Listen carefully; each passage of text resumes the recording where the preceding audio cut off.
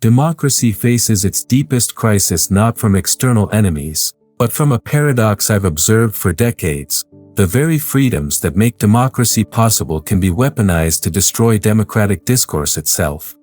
In America today, I witness something troubling: political movements on both sides claiming to defend democracy while systematically undermining the intellectual virtues that sustain it.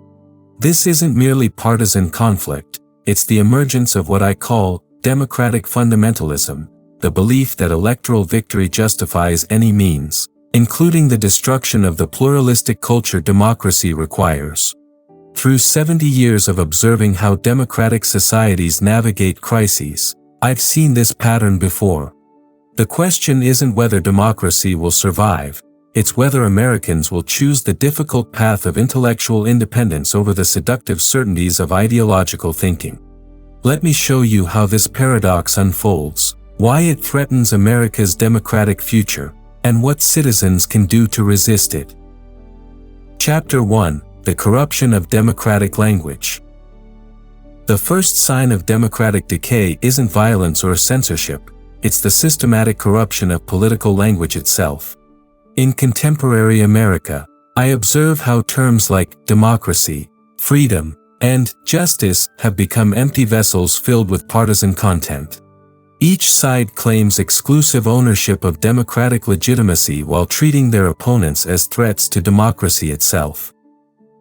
This linguistic corruption follows a predictable pattern I've witnessed in other democratic crises. Political actors begin using democratic vocabulary to justify fundamentally anti-democratic behaviors. They speak of defending democracy while working to eliminate genuine political competition. They invoke the will of the people while suppressing inconvenient voices. They champion truth while rejecting any evidence that challenges their preferred narratives. Consider how both American political camps now routinely describe election results they dislike as threats to democracy. When Democrats lose, the system is rigged or undermined. When Republicans lose, the process was stolen or corrupted. This isn't healthy skepticism about electoral integrity, it's the transformation of democratic competition into existential warfare where the other side's victory becomes literally unthinkable. The deeper problem lies in what this linguistic corruption reveals about American political culture. Democratic discourse requires what I call epistemic humility, the recognition that political truth emerges through debate between competing perspectives, not through the triumph of any single viewpoint. But contemporary American politics increasingly operates on the assumption that political disagreement stems from moral corruption or intellectual failure rather than legitimate differences of judgment. This corruption of democratic language creates a vicious cycle. As political terms lose their shared meaning, citizens lose their capacity for genuine political communication. Without shared vocabulary for discussing public problems, democratic deliberation becomes impossible. Politics devolves into what amounts to tribal warfare conducted through democratic institutions. The result is what I call performative democracy, the maintenance of democratic forms while abandoning democratic substance. Elections continue, debates occur, media outlets proliferate, but the underlying culture of reasoned disagreement that makes democracy meaningful steadily erodes. Citizens participate in elaborate rituals of democratic choice while the actual space for democratic reasoning contracts. Breaking this cycle requires Americans to recognize that democracy is not simply a method for aggregating preferences or determining winners and losers. Democracy is a culture of argument, a shared commitment to resolving differences through reason rather than force. This culture cannot survive when political language itself becomes a weapon of ideological warfare. Chapter 2: The Illusion of Moral Certainty in Politics. Perhaps the most dangerous development in contemporary American politics is the transformation of policy disagreements into moral crusades. I observe how both progressive and conservative movements increasingly frame their political positions not as pragmatic responses to complex problems, but as expressions of fundamental moral truth that brook no compromise. This moralization of politics represents a profound misunderstanding of democracy's nature. Democratic institutions exist precisely because reasonable people can disagree about good governance while remaining committed to peaceful coexistence. When political differences become moral absolutes, democratic compromise becomes not just difficult but morally suspect. The progressive tendency toward moral certainty manifests in the treatment of policy preferences as expressions of human dignity and social justice. Opposition to expanded social programs becomes hatred of the poor. Skepticism about rapid social change becomes bigotry or phobia. Complex questions about immigration, healthcare, or education policy are reduced to simple tests of moral character. Conservative moral certainty operates differently but with similar effects. Traditional values become unchanging truths rather than inherited wisdom open to democratic revision. Opposition to conservative positions becomes evidence of moral decay or foreign influence. Complex questions about government's proper role are resolved through appeals to founding principles treated as sacred texts rather than historical documents requiring interpretation. Both forms of moral certainty share a common flaw: they make democratic learning impossible. If your political positions flow directly from moral truth, then evidence suggesting those positions might be mistaken becomes not just inconvenient but morally threatening. Citizens trapped in this mindset cannot engage genuinely with opposing arguments because doing so would require questioning their moral identity. The historical parallel here is instructive. In my analysis of 20th-century ideological movements, I observed how moral certainty consistently undermined democratic institutions. Whether communist, fascist, or nationalist, movements convinced of their moral superiority inevitably viewed democratic constraints as obstacles to righteousness rather than necessary protections for pluralistic society. American democracy faces a similar challenge today, though in subtler form. Neither progressives nor conservatives openly reject democratic institutions, but both increasingly view those institutions as legitimate only when they produce morally correct outcomes. Courts are corrupt when they rule wrongly, elections are rigged when they yield immoral results, and media outlets are biased when they question moral certainties. This dynamic creates what I call conditional democracy, support for democratic institutions contingent on their alignment with predetermined moral conclusions. Such conditional support ultimately destroys democracy because it eliminates the possibility of democratic surprise, the chance that democratic processes might teach us something we didn't already know. Healthy democracy requires what I term political humility, the recognition that our moral convictions, however deeply held, might be incomplete or mistaken.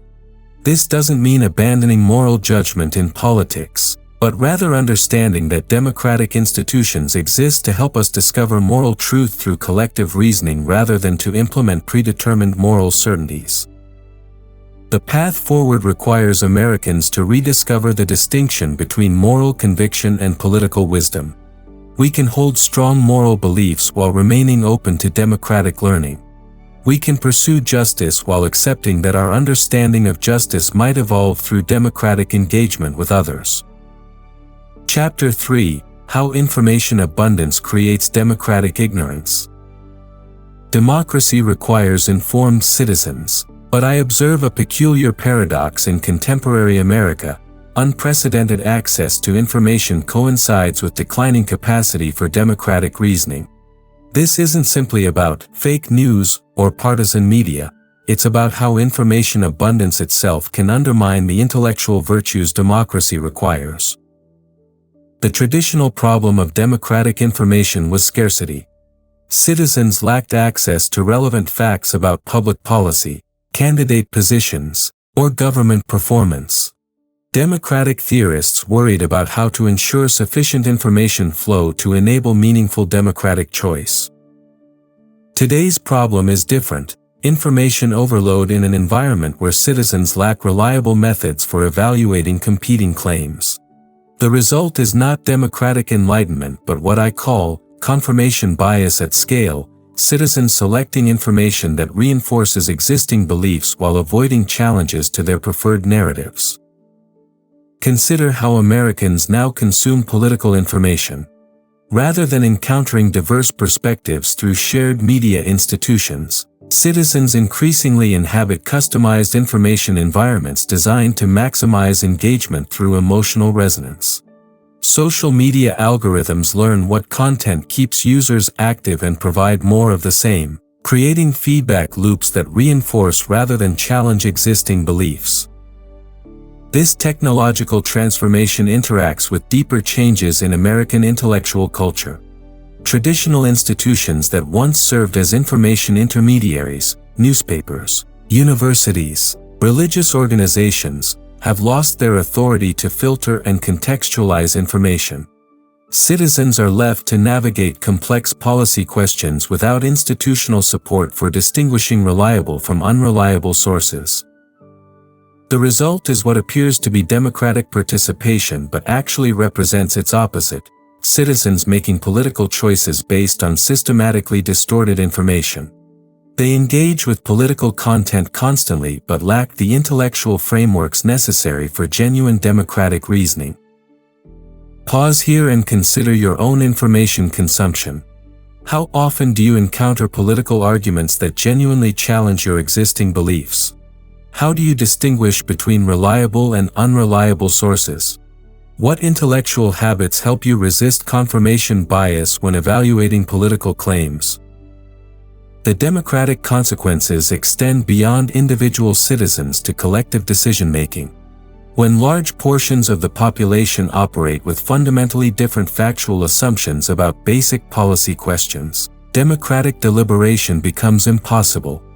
Citizens cannot reason together about public problems if they cannot agree on basic facts about those problems. This creates what I call epistemic fragmentation, the breakdown of shared standards for evaluating political claims. Without common criteria for distinguishing truth from falsehood, democratic argument degenerates into competing assertions backed by selective evidence. The solution requires recognizing that information abundance alone cannot sustain democratic culture. Democracy depends not just on access to information but on citizens' capacity to evaluate information responsibly. This capacity, what classical theorists called practical wisdom, must be cultivated through education and practice. Americans need to redevelop intellectual virtues that information technology tends to erode: patience with complexity, tolerance for uncertainty, and willingness to revise beliefs based on evidence. These virtues cannot be automated or algorithmic. They require conscious cultivation by citizens committed to democratic reasoning. Chapter 4: The Institutional Capture Trap. American democracy faces a sophisticated threat that few citizens fully comprehend: the systematic capture of democratic institutions by ideological movements that maintain democratic forms while subverting democratic substance. This isn't the crude authoritarianism of 20th-century dictatorships, but something more subtle and therefore more dangerous. I observe how both progressive and conservative movements have learned to work within democratic institutions while gradually transforming them into instruments of ideological advancement rather than genuinely democratic deliberation. This process operates through what appears to be normal democratic participation but actually represents its systematic subversion. Consider how this works in American universities, which play a crucial role in forming democratic citizens.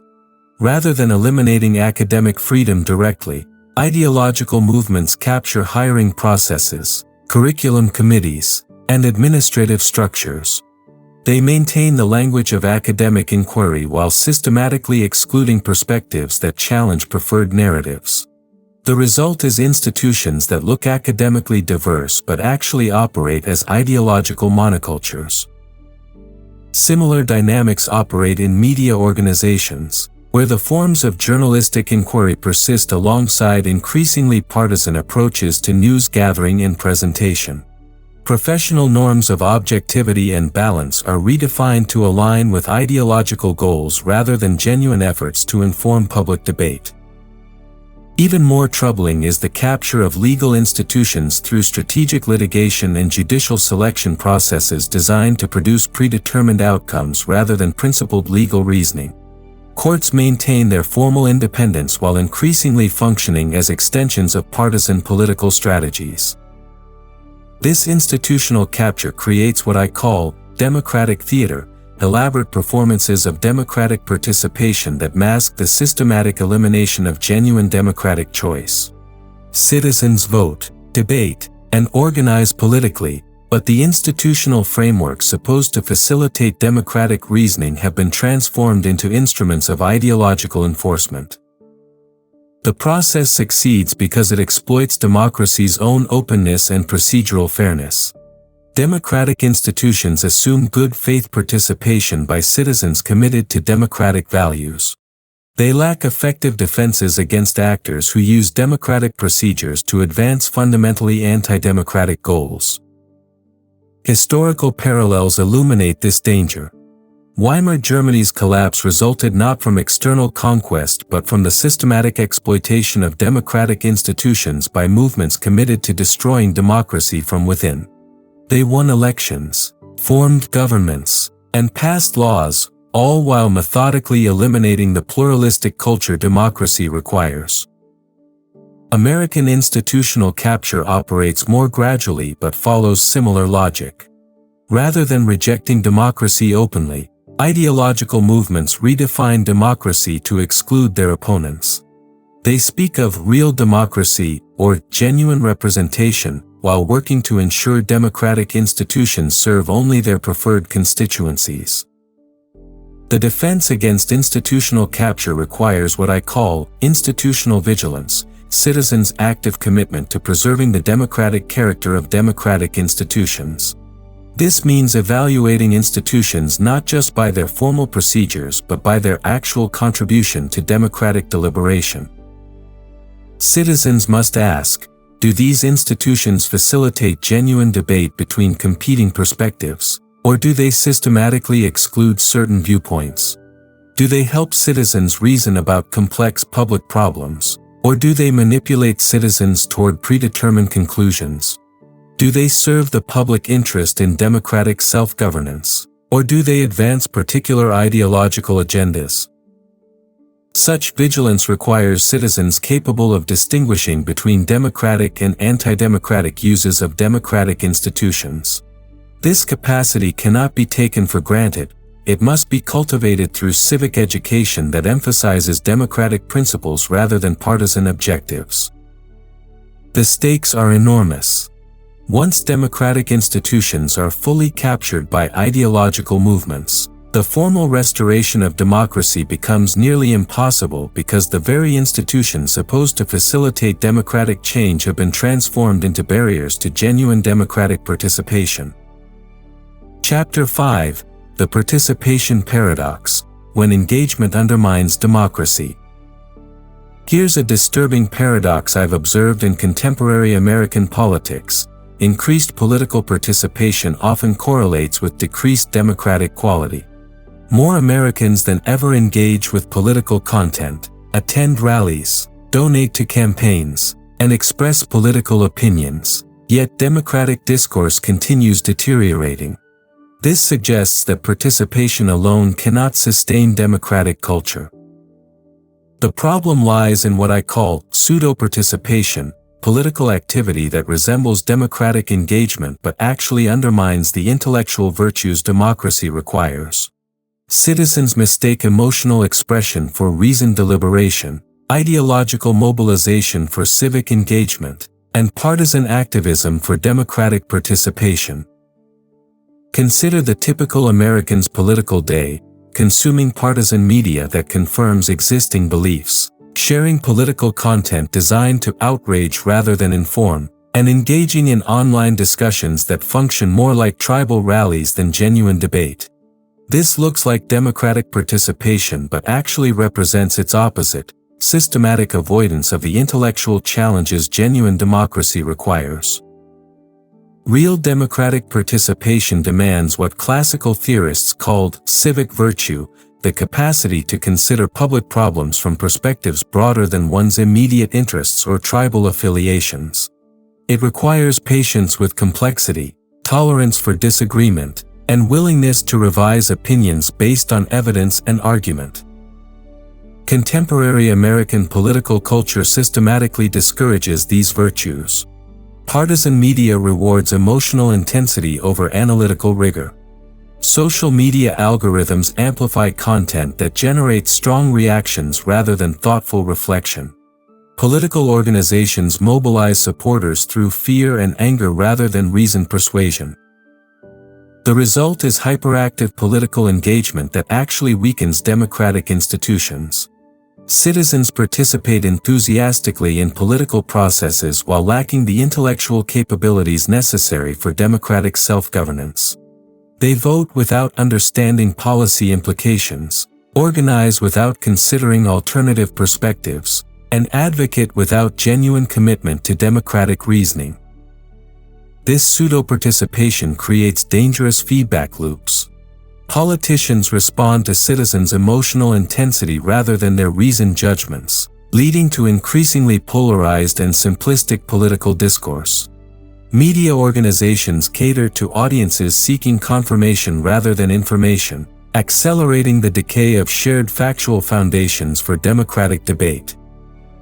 Now consider your own political engagement. Do you actively seek out perspectives that challenge your existing beliefs, or do you primarily consume content that confirms what you already think? When you encounter political disagreement, do you genuinely try to understand opposing arguments, or do you focus on finding flaws that justify dismissing them? The path toward genuine democratic participation requires what I call intellectual citizenship, political engagement guided by commitment to democratic reasoning rather than partisan victory. Intellectual citizens approach politics as collaborative problem-solving rather than tribal warfare. This means participating in political discussions with genuine curiosity about alternative perspectives. It means supporting candidates and policies based on careful analysis rather than tribal loyalty. It means consuming diverse media sources and actively resisting confirmation bias. It means treating political opponents as fellow citizens with legitimate concerns rather than enemies to be defeated. Such intellectual citizenship cannot be mandated through institutional reforms or technological solutions. It requires voluntary commitment by individual citizens to the demanding work of democratic reasoning. This work is often frustrating because it requires abandoning the emotional satisfactions of partisan certainty in favor of the more difficult pleasures of genuine understanding. The alternative is the continuation of current trends, increased political activity combined with decreased democratic capacity. Citizens will remain politically engaged while democratic institutions continue degrading. The forms of democracy will persist while its substance disappears. Democracy's survival depends not on more participation but on better participation, engagement guided by democratic virtues rather than partisan passion. Americans must choose between the easy satisfactions of pseudo-participation and the harder rewards of genuine democratic citizenship. Chapter 6: International Lessons: How Other Democracies Navigate Similar Challenges. Americans often assume their democratic crisis is uniquely severe, but I've observed similar challenges across democratic societies worldwide. The patterns are remarkably consistent: polarization, institutional decay, information fragmentation, and the moralization of politics. Yet some democracies navigate these challenges more successfully than others, offering valuable lessons for American democratic renewal. German democracy provides instructive contrasts with American patterns. Having experienced democracy's collapse once, Germans built institutional safeguards specifically designed to prevent ideological capture. Their constitutional court operates with greater independence from partisan politics, their media system maintains stronger professional norms, and their political culture emphasizes consensus building over zero-sum competition. More importantly, German civic education explicitly teaches democratic reasoning as a skill distinct from political participation. Citizens learn to distinguish between legitimate political disagreement and threats to democratic culture itself. This creates what I call democratic immunity, cultural antibodies that resist anti-democratic movements regardless of their ideological direction. Scandinavian democracies demonstrate how robust civil society institutions can mediate political conflict. Their dense networks of voluntary associations create multiple spaces for citizens to encounter diverse perspectives outside formal political institutions. Labor unions, religious organizations, cultural groups, and professional associations all serve as schools for democratic reasoning.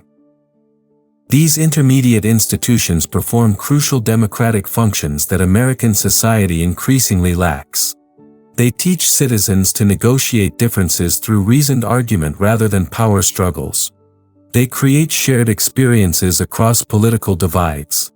Most importantly, they demonstrate that democracy is not simply an electoral system but a way of life requiring constant cultivation.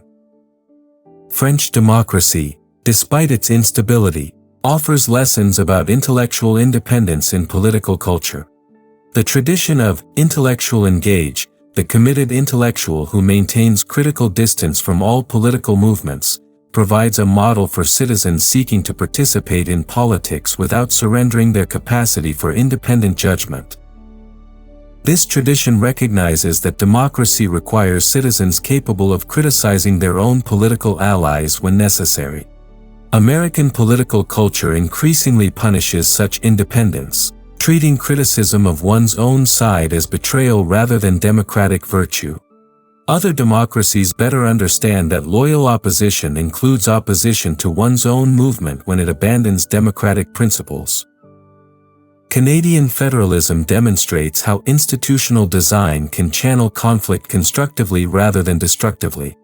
By distributing power across multiple levels of government, Canadian institutions create incentives for compromise and coalition building that American winner-take-all systems often lack. These comparative insights reveal that American democratic challenges, while serious, are not insurmountable. Other societies with similar historical experiences and cultural values have developed institutional arrangements and cultural practices that better sustain democratic culture under pressure. The key insight from international comparison is that democracy is not a natural state that sustains itself automatically. It requires constant cultivation through institutions, practices, and cultural norms specifically designed to promote democratic reasoning. Americans cannot assume that their democratic inheritance will survive without deliberate effort to maintain and strengthen it. However, successful democratic reform cannot simply copy other nations' solutions. Each democracy must develop approaches suited to its particular history, culture, and institutional structure. Americans can learn from other democracies' experiences while adapting those lessons to American circumstances. The most important lesson from international comparison is that democratic renewal is possible even under challenging circumstances. Other societies have successfully resisted polarization, strengthened democratic institutions, and cultivated civic cultures that sustain democracy across political disagreements. Americans can do the same if they choose to prioritize democratic values over partisan advantage. Chapter 7: The Path Forward: Rebuilding Democratic Culture in America. The restoration of American democratic culture cannot wait for institutional reform or political leadership. It must begin with individual citizens committed to practicing democracy's intellectual virtues in their daily lives. After decades observing how democratic societies recover from crisis, I've learned that democratic renewal always starts with citizens who choose to think and act democratically regardless of what others do. This begins with what I call democratic self-discipline, the conscious cultivation of intellectual habits that sustain democratic reasoning. Citizens must develop the capacity to distinguish between their political preferences and democratic principles, supporting democratic processes even when those processes produce outcomes they dislike. Consider the intellectual virtues essential for democratic citizenship: epistemic humility, which recognizes the limits of one's own knowledge; argumentative charity, which seeks the strongest version of opposing positions rather than convenient straw men; evidential reasoning, which proportions beliefs to available evidence rather than emotional preferences; and procedural fairness, which applies consistent standards regardless of partisan advantage. These virtues cannot be cultivated through passive consumption of better information or participation in reformed institutions. They require active practice in daily political engagement. Citizens must consciously choose to read sources that challenge their beliefs, engage respectfully with political opponents, and revise their positions when evidence warrants change. The practical application starts immediately. When encountering political information, ask, what evidence supports this claim? What alternative explanations might account for the same data? How might reasonable people disagree with this position? What would convince me to change my mind? These questions transform passive consumption into active democratic reasoning.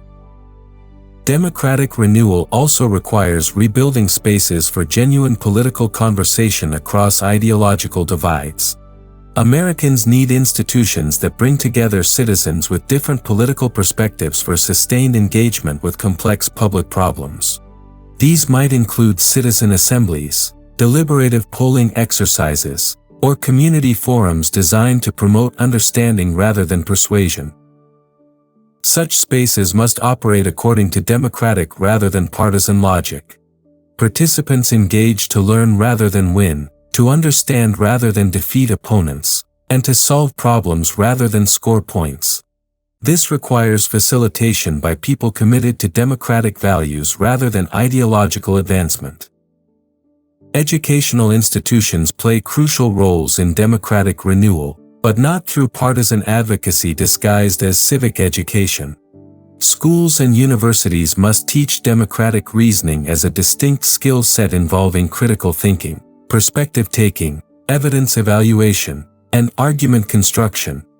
Students need practice applying these skills to real political controversies without predetermined conclusions. Media consumption requires similar discipline. Citizens must actively diversify their information sources, consciously consuming content that challenges rather than confirms existing beliefs. This means reading across ideological divides, seeking out local journalism focused on community problems rather than national partisan battles, and supporting media organizations committed to informing rather than mobilizing audiences. Professional and civic organizations can contribute by creating opportunities for cross-partisan collaboration on shared concerns. Business groups, religious institutions, neighborhood associations, and professional societies can model democratic engagement by focusing on common problems rather than ideological divisions. The ultimate goal is not political agreement but democratic competence, citizens capable of reasoning together about public problems despite fundamental disagreements about values and priorities. This competence enables democracy to function even under conditions of deep political conflict. Such competence cannot be imposed through institutional design or technological solutions. It must be chosen by individual citizens willing to do the difficult work of democratic reasoning. This work requires abandoning the emotional satisfactions of partisan certainty in favor of the more demanding rewards of genuine understanding. The stakes justify this effort. American democracy faces its deepest crisis since the Civil War, not from external enemies but from the erosion of democratic culture itself.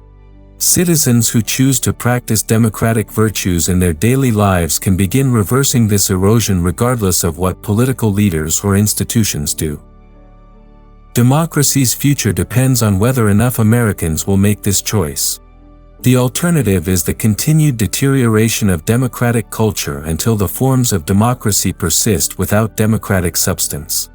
This is the challenge of our time, not to reform institutions but to rebuild the democratic character that makes institutions work. Conclusion. The democratic paradox I've outlined, that democracy's freedoms can be weaponized against democratic culture itself, is not inevitable. It results from choices made by citizens who abandon democratic reasoning in favor of ideological certainty, partisan mobilization, and tribal loyalty. But different choices remain possible. Democracy survives when enough citizens choose intellectual independence over ideological conformity, reasoned argument over emotional manipulation, and democratic principles over partisan advantage. This choice cannot be mandated or automated. It must be made freely by individual citizens committed to democracy's demanding virtues. The path forward requires no grand institutional reforms or charismatic leadership. It requires ordinary citizens practicing democratic reasoning in their daily political engagement, reading across ideological divides, engaging respectfully with political opponents, proportioning beliefs to evidence, and maintaining commitment to democratic procedures even when they produce unwelcome outcomes. Such practice is difficult because it requires abandoning the emotional satisfactions of certainty for the harder rewards of understanding. But this is democracy's price, constant effort by citizens willing to think and act democratically regardless of what others do. America's democratic future depends on whether enough citizens will pay this price.